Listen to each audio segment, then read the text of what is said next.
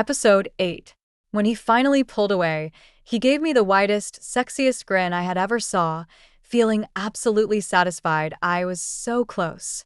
My fingers moved faster, in, and out of my core aggressively. I was doing everything I could to make myself come. And finally, after a run of sloppy thrusts, I was able to come. Warm liquid ran down my thighs, and I let out the biggest sigh of relief. It was truly an amazing high, but nowhere near as amazing as it was with Mr. Hayes. Emma's POV. The next day at school, I was avoiding Mr. Hayes at all costs. It was the right thing to do. I just needed to get him out of my system so I could function normally again. A Mr. Hayes detox, I called it. I was doing well since Mr. Hayes mostly stayed in his art studio, and I didn't have that class today. I chose to focus my energies on my friends and studies instead. Tiff, Carrie, Mark, and I were having lunch in the quad. It was still September, so the weather was warm and nice. Mark was telling us gossips he heard from the teacher's lounge. Something about Ms. Diaz, our Spanish teacher, was being set up on a date with Mr. Hayes. I rolled my eyes as soon as I heard his name. The detox was going to be harder than I thought. Why would Mr. Hayes go out with Ms. Diaz? Tiff asked as she took a bite of her sandwich. Why not? She's hot. He's hot. They're both single, Carrie replied. Carrie had a point. Ms. Diaz had the body of Jennifer Lopez and the face of Penelope Cruz. She was in her late 20s, and it amazed everyone at school how she was still single. I remembered so many guys had a crush on her when taking her class. My ex Zach would be included in that list. I think Mr. Hayes could do better, Tiff interjected. Really? Mark asked in disbelief. Of course, he would take Ms. Diaz's side. He is so gorgeous and tall. He looked a lot like Ashton Kutcher, and he's got a charming personality too, right, Em? Carrie turned to me, asking for affirmation. I responded by choking on my chocolate milk. Yeah, sure. I mumbled out. I didn't enjoy this conversation we were having. I got away from the art studio so could stay away from Mr. Hayes, not to be talking about how gorgeous and tall he is. I sighed and turned my gaze away, hoping I could just tune out of this debate between which two teachers are hotter. And suddenly, I saw something resembling a football came flying right at us. It was followed by a guy who was racing to catch it. Watch out, he yelled, and all of us jerked away in response. He jumped and managed to catch the ball right before it was going to hit my face. Still, I closed my eyes and put my hands over my face in response. He caught the ball, yes, but then his body fell and landed straight on my lap, hitting my knees and thighs with a loud thud. Ouch. Oh God, I'm so sorry. The guy immediately got up to check on me. Are you okay? Yeah, I'll be fine. No worries, I nodded. I'm Ryan, by the way. You're Emma, right? He said suddenly, and I looked up at him. Seeing his face, now I remembered who he was. Ryan Russo. He was a senior and the wide receiver on our football team. I remembered because cheerleading practice would coincide with football practice from time to time. Yup, that's me. I nodded my head and gave him a smile. Look, I'm really sorry about what happened, but if you give me your number, maybe I could make it up to you, he said suddenly, and everyone gasped in response.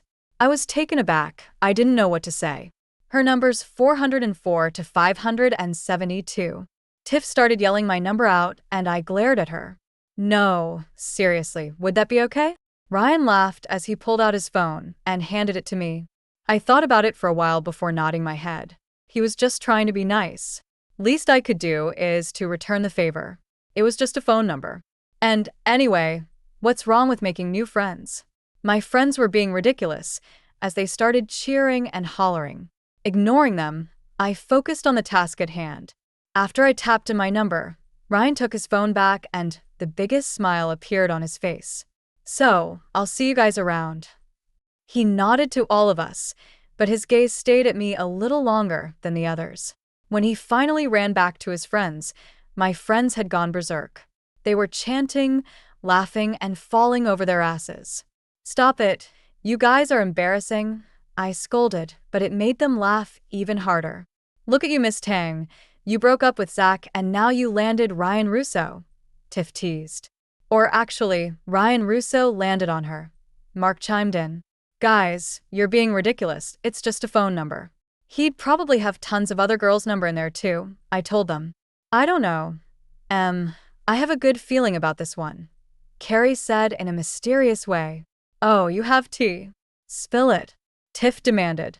Word on the street is that Ryan's been interested in you since last year, but Zach got to you first. But who knows?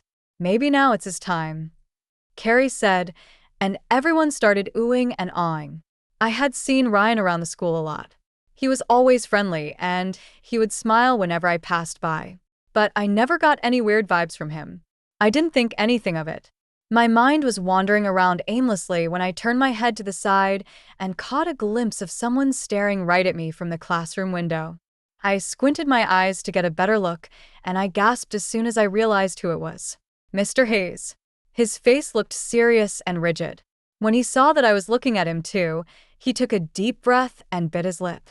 Then he fed out his breath, turned around, and walked away from my sight. I wondered if he had seen all that. I wondered if that even matters.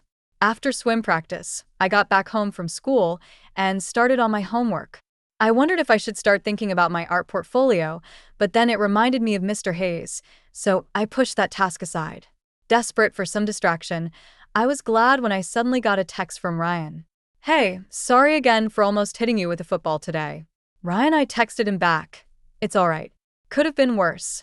Before I knew it, we started full-on sending messages back and forth. His funny memes successfully diverted my attention from Mr. Hayes.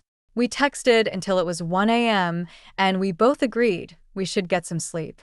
But when I put my phone away and tried to sleep, my thoughts started racing again. Thoughts about him. Except for that one time at lunch, I didn't see Mr. Hayes at all. I thought it was a good thing I was getting him out of my system. But turned out, my body was craving him more than ever. I was starting to think that it was a mistake losing my virginity to him. The only reason why I wanted to do it with a random guy at a bar was so that I didn't have to deal with the emotional attachment. I didn't think that the guy would ever show up, mind you, in my own school and be my teacher. I was tossing and turning around my bed, desperate for some rest. Turning my body over, I buried my face into my pillow, jetting out a frustrated groan onto the linen fabric. Sleep, just sleep, I told myself. Full story is available on shelfofnovels.com. Click the link in the comment section to get it free.